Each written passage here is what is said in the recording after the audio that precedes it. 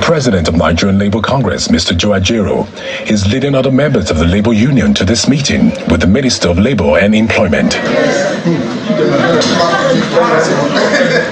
The two ministers of Labour and directors in the ministry are all attending this meeting, which aims to resolve the disagreements between the federal government and the NLC and prevent the impending indefinite strike.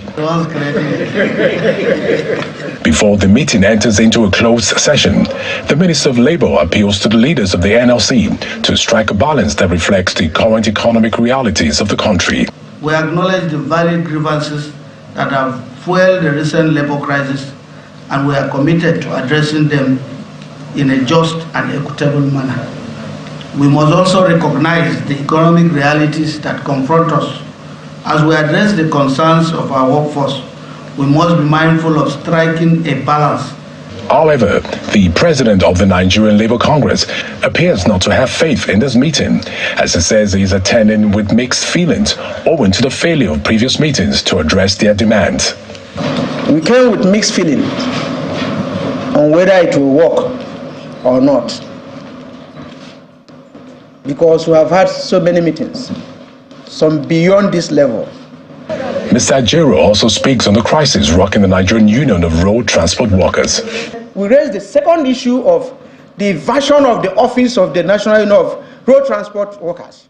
So under our watch, a trade union office has been violated. Police invaded it and removed the elected officers of that trade union office. They went ahead and killed somebody. As we talk now, those people are behind bars, a president and general secretary of a union. What are we negotiating? Even on that point alone, our strike action will move ahead with it. The meeting proceeds into a closed-door session, after which both the minister and the NLC president briefed journalists. Our meeting was very robust, and we had a very, very fruitful meeting. But at the end of the day, many of those items that we left are still for consideration, and before the final agreement, or what I would call discussions. You can see that there's no agreement on any or no implementation. There's no CNG anywhere. The refineries are not working. Wage award, transfer, there are also issues. So those are issues we believe that between now and the next few days, when the ultimatum will expire, that something will happen.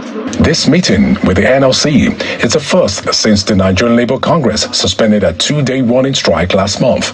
A similar meeting held 2 weeks ago was only attended by members of the Trade Union Congress, TUC. As this meeting ends, there is no resolution as to whether or not the proposed indefinite strike by the NLC will still hold.